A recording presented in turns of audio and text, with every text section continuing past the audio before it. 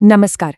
कभी ये सोचा है कि कैसे एक जबरदस्त ऐतिहासिक जीत एक बहुत बड़े राष्ट्रीय संकट की वजह बन सकती है? यही देखने वाले हैं। हम बात करेंगे 1971 से 1975 के बीच के उन 4 सालों की, जिन्होंने भारत के लोकतंत्र में एक ऐसे अध्याय की नींव रखी जिस पर आज भी बहस होती है। तो चलिए इस सवाल का जवाब ढूंढने के लिए थोड़ा पीछे चलते हैं। साल 1971 वक्त भारत एक बहुत बड़ी जीत का जश्न मना रहा था। अब ये जीत क्या थी और कैसे इसने सब कुछ बदल दिया, चलिए इसी। तो देखिए, 1971 में इंदिरा गांधी सिर्फ प्रधानमंत्री नहीं थी, वो एक ऐसी शक्ति बन चुकी थी जिसे कोई चुनौती नहीं दे सकता था। और इस एक जबरदस्त चुनावी जीत से जिसने उन्हें देश की राजनीति के बिल्कुल टॉप पर पहुंचा दिया। मामूली जीत नहीं थी, हम बात कर रहे हैं 352 सीटों की, मतलब संसद में 2/3 से भी ज्यादा बहुमत। अब इसका मतलब क्या है? इसका सीधा मतलब था कि सरकार के पास संविधान तक को बदलने की ताकत थी, एक तरह से कहानी को फिर से लिखने की पूरी आजादी। और बात सिर्फ चुनावी जीत पर ही नहीं रुकी।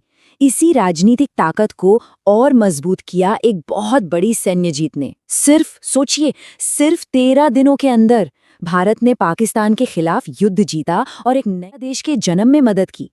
ये एक ऐसा पल था जिसने पूरे देश में एक नई ऊर्जा और गर्व भर दिया था। इंदिरा गांधी का कद इतना बड़ा हो चुका था कि विपक्ष के एक बड़े नेता अटल बिहारी वाजपेयी ने भी उन्हें दुर्गा की उपाधि दे दी। जी हाँ, दुर्गा, शक्ति और विजय का प्रतीक। इससे आप अंदाजा लगा सकते हैं कि उस समय देश का मूड क्या था और लोग उन्हें किस नजर से देख रहे थे। लेकिन सवाल ये है कि जब किसी के पास इतनी ताकत आ जाती है तो होता क्या है? सरकार ने ये तय किया कि संसद, यानी वो जगह जहां जनता के चुने हुए लोग बैठते हैं, वो सबसे ऊपर है। और बस देश की सबसे बड़ी अदालत यानी सुप्रीम कोर्ट और सरकार के बीच एक सीधा टकराव। तो ये खींचतान कुछ इस तरह चली। सुप्रीम कोर्ट ने पहले कहा था कि संसद लोगों के मौलिक अधिकारों को नहीं बदल सकती। सरकार ने क्या किया? 24वां संशोधन ले आई और कहा कि नहीं, हम संविधान का कोई भी हिस्सा बदल सकते हैं। कोर्ट ने कहा कि जब्त की गई प्रॉपर्टी के लिए उचित मुआवजा देना होगा, तो सरकार 25वां संशोधन ले आई और मुआवजा शब्द को राशि से बदल दिया। मतलब सरकार जो चाहे भी वो राशि देगी। ये सीधे तौर पर कोर्ट के फैसलों को पलटने की कोशिश थी। लेकिन सुप्रीम कोर्ट भी पीछे हटने वाला नहीं था। उन्होंने एक ऐतिहासिक फैसला दिया जिसे हम आज मूल संरचना का सिद्धांत या बेसिक स्ट्रक्चर डॉक्ट्रिन के नाम से जानते हैं। इसका मतलब बहुत सीधा था। संसद संविधान में बदलाव कर सकती है, बिल्कुल, लेकिन वो इसकी आत्मा को, इसकी बुनियाद को नहीं बदल सकती, जैसे कि लोकतंत्र, धर्मनिरपेक्षता और नागरिकों के अधिकार। ये संसद की ताकत पर एक बहुत बड़ा ब्रेक था, जो आज भी भारतीय कानून की तो एक तरफ तो ये अदालतों और संसद में सत्ता की लड़ाई चल रही थी, लेकिन दूसरी तरफ देश की सड़कों पर आम लोगों की जिंदगी में एक बिल्कुल अलग ही तूफान उठ रहा था। और ये कहानी गुस्से, परेशानी और एक बड़े आर्थिक संकट की थी। जरा इन आंकड़ों को देखिए। महंगाई रही थी 1974 तक आते आते ये 25% तक पहुंच गई। सोचकर देखिए, जो चीज पिछले साल 100 रुपए की थी वो अब 125 की है। लोगों की मेहनत की कमाई की कीमत हर दिन घट रही थी। ये वो हकीकत थी जिसका सामना देश के करोड़ों लोग कर रहे थे। जाहिर है उनमें गुस्सा बढ़ रहा था। और ये कोई एक वजह से नहीं हो रहा था, ये तो जैसे संकटों का एक पूरा तूफान था।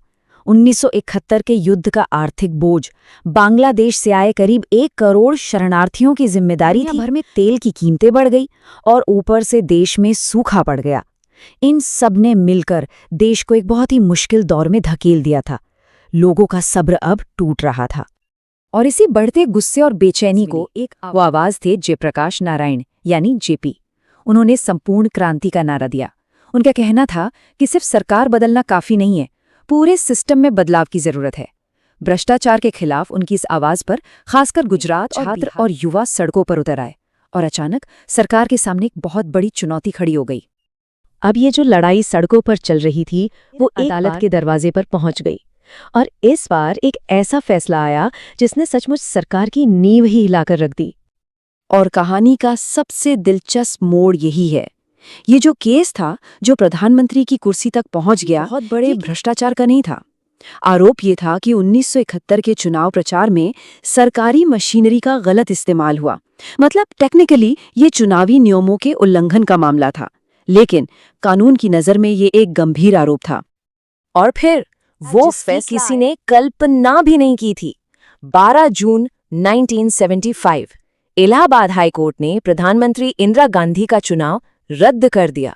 सोचिए, एक सिटिंग प्राइम मिनिस्टर का चुनाव एक अदालत ने अवैध घोषित। खबर आग की तरह फैली और इसने पूरे देश की राजनीति में भूचाल ला दिया। अब इस फैसले का मतलब क्या था? मतलब साफ था, उनकी संसद की सदस्यता चली गई, वो अगले 6 सालों तक चुनाव नहीं लड़ सकती थीं। और इसका सीधा सीधा मतलब था कि उन्हें प्रधानमंत्री पद से इस्तीफा देना होगा। उनके सामने बस 2 ही रास्ते थे, या तो पद छोड़ दें या फिर इस फैसले को पलटने का कोई। तो अब घड़ी की सुइयां बहुत तेजी से घूमने लगी। सवाल एक ही था, इंदिरा गांधी क्या करेंगी? इस्तीफा देंगी या मुकाबला करेंगी? अगले 13 दिनों में जो कुछ भी हुआ, उसने भारत के लोकतंत्र की दिशा हमेशा के लिए। ये दिन बहुत तेजी से गुजरे। 12 जून को हाईकोर्ट का फैसला आया। इसके जवाब में 20 जून को दिल्ली में सरकार ने एक बड़ी रैली करके ये दिखाने की कोशिश की कि जनता उनके साथ है। 24 जून को सुप्रीम कोर्ट से थोड़ी राहत मिली, लेकिन पूरी नहीं। कोर्ट ने कहा कि वो प्रधानमंत्री तो रह सकती हैं, वोट नहीं कर सकती। और फिर आया 25 जून का दिन, जब जेपी के नेतृत्व में विपक्ष ने एक बहुत बड़ी रैली की और सरकार के खिलाफ देशव्यापी आंदोलन का ऐलान कर दिया। और उसी रैली में जेपी ने एक ऐसी बात कही जिसे सरकार ने सीधे सीधे बगावत का ऐलान माना। उन्होंने पुलिस और सेना से संविधान के प्रति अपनी जिम्मेदारी याद रखें, किसी एक व्यक्ति के प्रति नहीं, और गैर कानूनी आदेशों को न माने। सरकार के लिए ये लाइन क्रॉस करने जैसा था। उन्हें लगा कि ये तो सेना और पुलिस को भड़काने की खुली कोशिश। और बस इसी के बाद सरकार ने अपना आखिरी और सबसे बड़ा कदम उठाया। देश की सुरक्षा को आंतरिक गड़बड़ी से खतरा है, ये कारण बताकर संविधान के आर्टिकल 352 का इस्तेमाल किया गया। 25 जून 1975 की रात को राष्ट्रपति ने आपातकाल यानी इमरजेंसी की घोषणा पर दस्तखत कर दिए। विपक्ष के बड़े बड़े नेताओं को गिरफ्तार कर लिया गया और प्रेस पर सेंसरशिप लगा दी गई। तो ये पूरी कहानी हमें कहाँ लाकर छोड़ती है? एक बहुत बड़े सवाल पर, कि कैसे 4 साल के अंदर एक जबरदस्त बहुमत वाली सरकार को निलंबित करने के मोड़ पर आ गई। ये दिखाता है कि राजनीतिक, आर्थिक और कानूनी संकट जब एक साथ मिल जाते हैं तो क्या हो सकता है। और ये एक ऐसा सवाल पीछे छोड़ जाता है जो आज भी उतना ही जरूरी है, कि किसी भी लोकतंत्र में व्यवस्था बनाए रखने और व्यक्तिगत आज़ादी की रक्षा करने के बीच की वो महीन रेखा आखिर कहाँ है।